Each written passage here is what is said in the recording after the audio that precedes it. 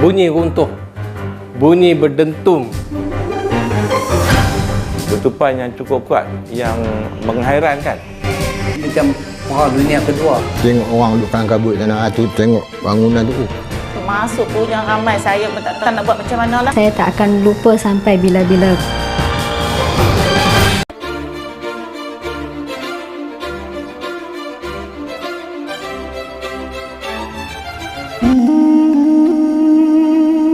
Digelar Pulau Mutiara, Pulau Pinang terletak berhampiran pesisiran pantai barat laut Semenanjung.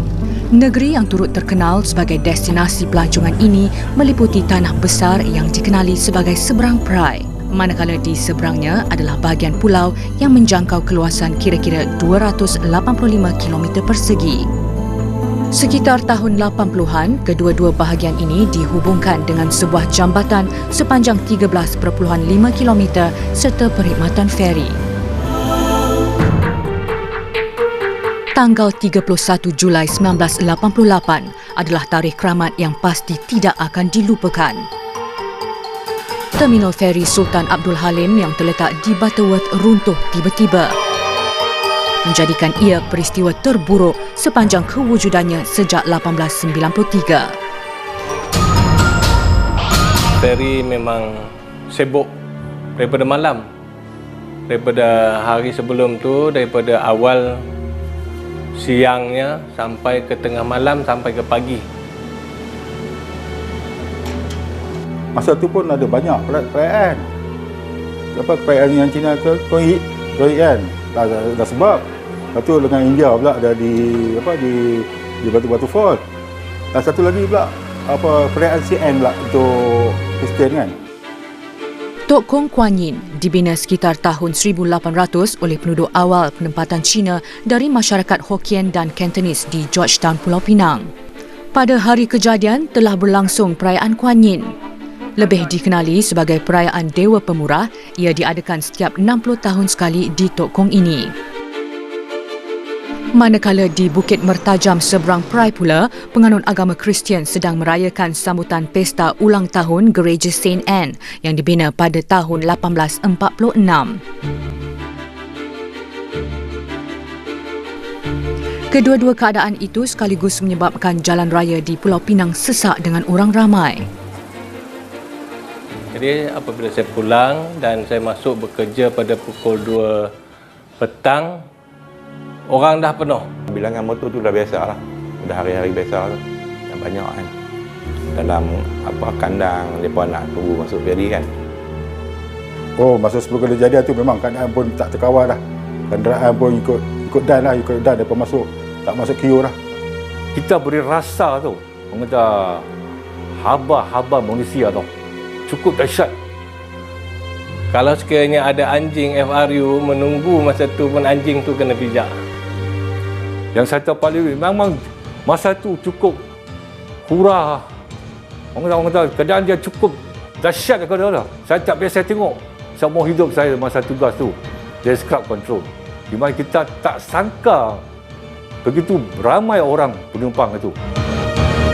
Ekoran kesesakan yang terlampau, beberapa anggota polis dari Balai Polis Berdekatan dikerah untuk membantu mengawal keadaan.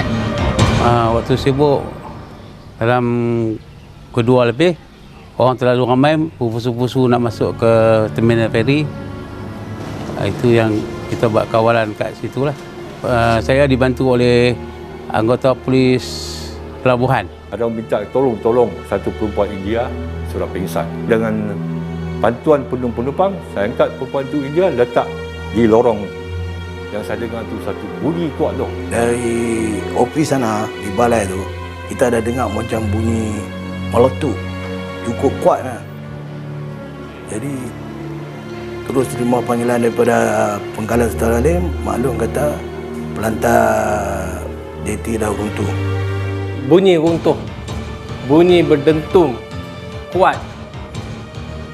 Bunyi berdentum tu yang kami dengar, tapi apa yang kami lihat, cahaya matahari yang jatuh tu, yang nak terbenam tu, nak jatuh tu, suluh ke pejabat.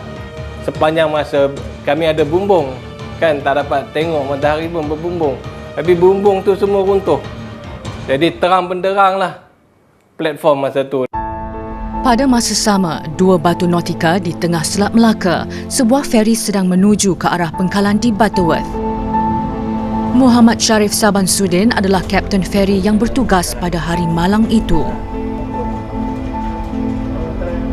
Saya ada masa tu bertugas di pulau kenderaan lah. Bawa kenderaannya belah sini penumpang.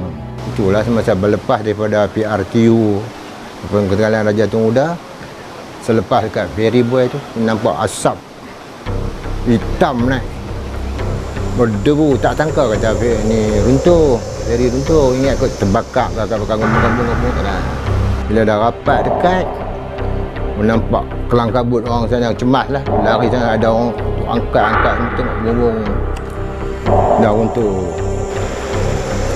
32 nyawa terkorban, manakala 1,674 mengalami kecederaan dalam tragedi ini. Rata-rata mangsa yang terlibat adalah mereka yang berada di atas pelantar menunggu pejalan kaki dan di platform bawah yang dipenuhi kenderaan. Ia sekaligus mencetuskan suasana cemas di antara orang awam dan pengguna yang berada di situ. Jika dilihat keluasan bekas tapak pengkalan feri Sultan Abdul Halim yang lama ini, ianya agak mustahil bagi menampung sejumlah 26,000 pengunjung yang tiba pada hari itu. Dan di tempat saya berdiri ini adalah lokasi di mana platform yang menampung 1,500 orang pengunjung runtuh secara tiba-tiba dan menghempap kenderaan yang berada di bawah pada ketika itu. Segalanya bermula apabila orang ramai mula membanjiri pengkalan feri Sultan Abdul Halim seawal jam 6 pagi. Namun menjelang jam 2 petang, keadaan bertambah buruk apabila dianggarkan 2,000 orang berada di atas pelantar menunggu. Sedangkan ia hanya mampu menampung sejumlah 500 orang saja dalam satu-satu masa. Jam 3.50 petang, situasi menjadi semakin tidak terkawal. Ekoran orang ramai bertindak liar lantaran tidak menghiraukan arahan anggota keselamatan. Ia menyebabkan rantai besi yang menampung pelantar feri terputus, lalu menghempap kenderaan dan orang ramai yang ketika itu berada di bawah. Ia juga menyebabkan lebih 20,000 orang terkandas di sekitar kawasan pengkalan feri.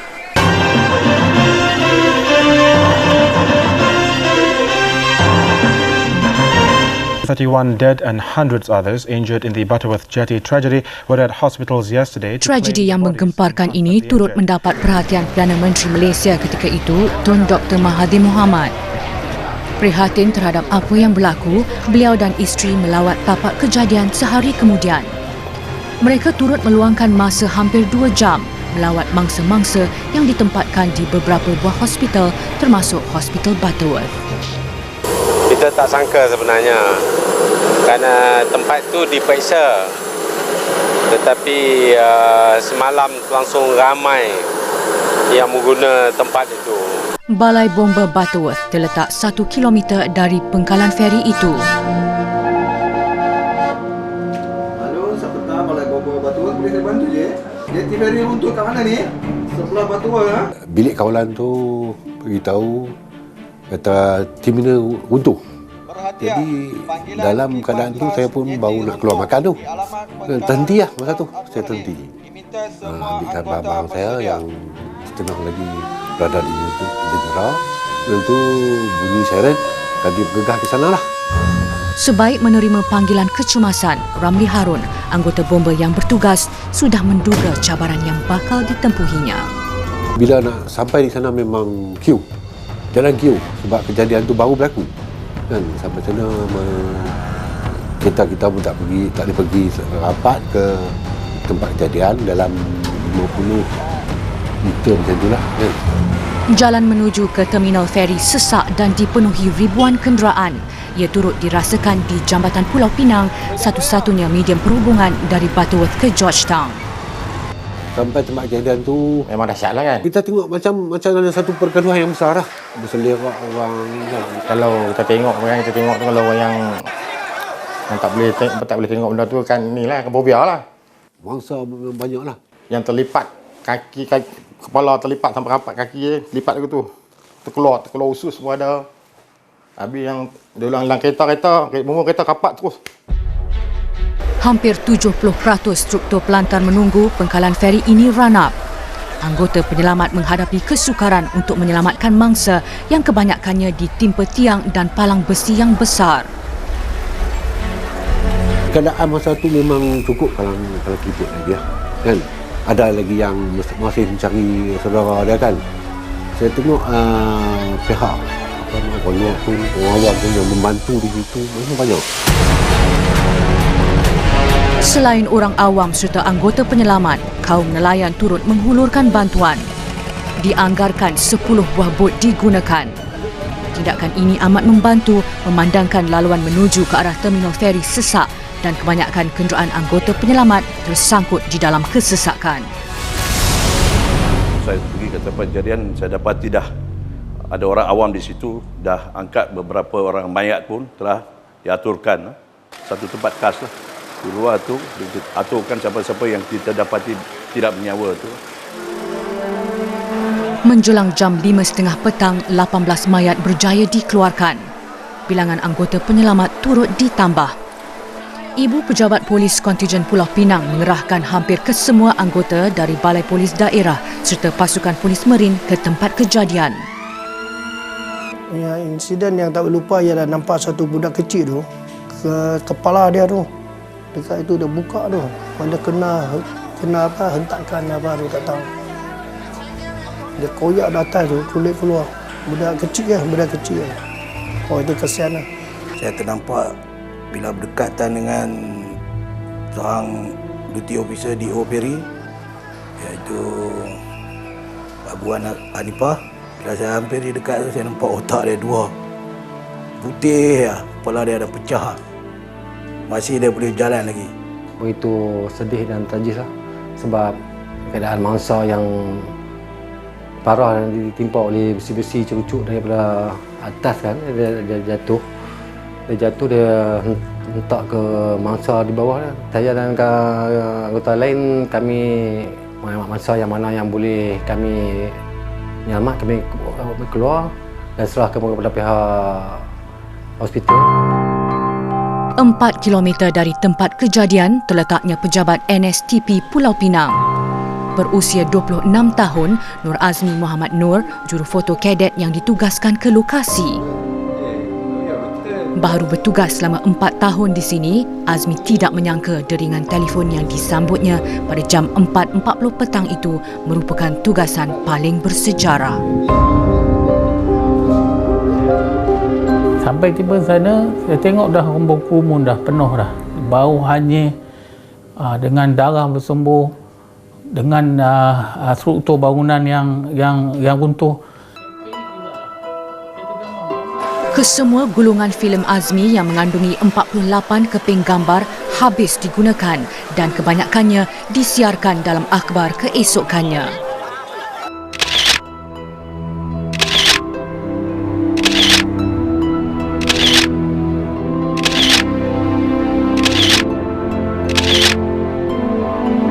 Saya dapat lupa ialah gambar bagaimana pelantar tu telah menghimpak satu perempuan di bawah besi tu. Memang mengerikan sebab apabila saya mengambil gambar tu, saya tengok percikan darah sampai kat kasut saya. Besi tu betul-betul himpap dia tu, kepala dia. Kaki dia kat bawah, mungkin dia tengah deri ke atau sampai rasa mungkin dia tengah berjalan ke. Dia himpap tu, kepala dengan kaki tu nampak tu, dia tak ada macam kita tin kosong tu diimpak macam tu lah. Dia lepeh dunia kepala dia dengan tu dah rapat tu. Operasi mencari dan menyelamat berterusan sehingga jam 12.30 malam. Mangsa-mangsa dihantar menggunakan ambulan, kereta polis dan kenderaan awam. Tentera Udara di Raja Malaysia turut membantu dengan menghantar 3 buah helikopter untuk menghantar mangsa-mangsa ke Hospital Besar Pulau Pinang. Kebanyakan mereka yang terkorban berpunca dari kecederaan yang serius di kepala dan mengalami pendarahan organ dalaman akibat ditimpa objek yang berat. Sehingga kini, peristiwa tragis itu meninggalkan kesan yang mendalam pada mangsa yang terselamat. Memang gelap, tak nampak cahaya pun masa tu. Saya jerit-jerit sampai saya sendiri tak dengar. Masa tu saya ingat memang saya dah tak ada dah. Para mesuari atau lebih dikenali sebagai Umar masih mengingati detik-detik cemas yang menimpa dirinya yang ketika itu berusia 19 tahun. Seperti pengguna lain, Umar dan abangnya sedang menunggu feri di Pelantar.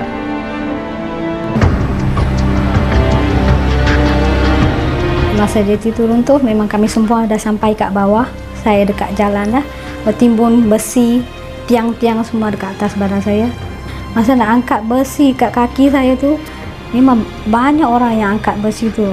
Berat sangat kan? Suasana bertambah buruk. Mangsa yang jatuh dan terhimpit antara satu sama lain mengalami kesukaran untuk bernafas. Memang sampai hari ini memang saya tak boleh lupa. Selalu saya sembahyang ke apa, memang saya syukurlah masih hidup lagi sebab masa tu saya nampak banyak orang yang mati. Tengok saya sekarang cerita ni macam benda ni baru berlaku. Dianggarkan hampir 60% gerakan mencari dan menyelamat disertai oleh orang awam yang berada di kawasan terbabit.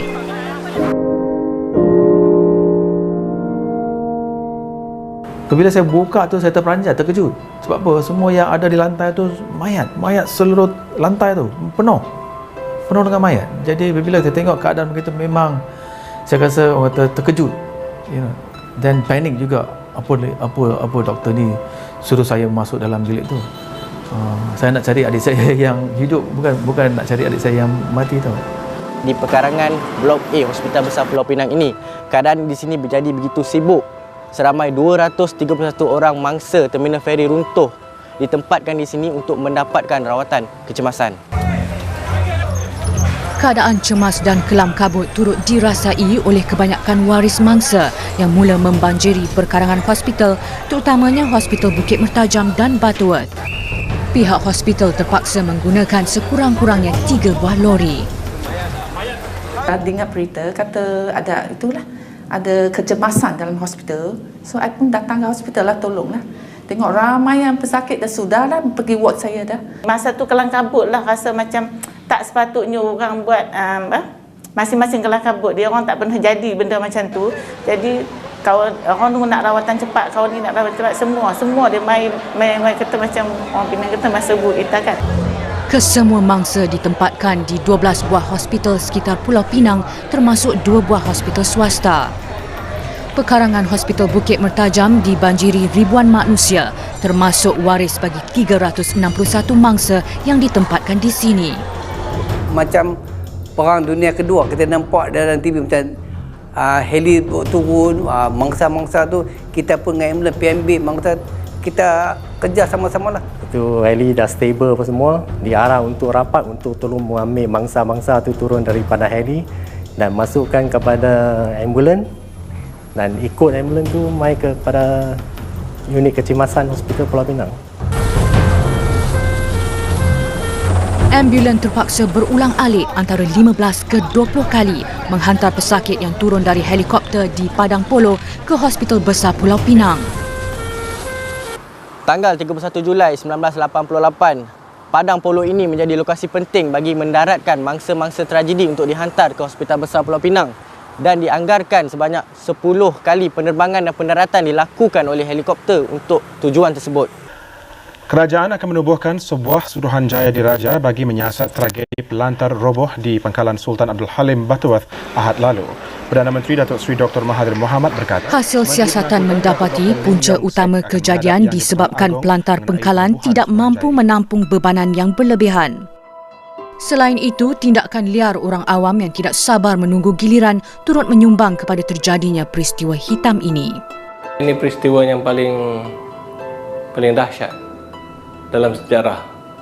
Bila berlaku kejadian atau panggilan, saya rasa jangan diambil mudah. Pihak Suruhanjaya Diraja juga turut mengemukakan beberapa cadangan bagi menambah baik pengkalan feri Sultan Abdul Halim.